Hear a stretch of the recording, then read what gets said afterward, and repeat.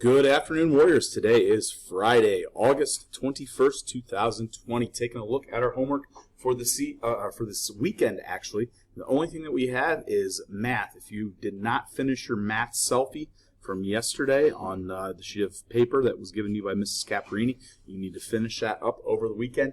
That is due on Monday.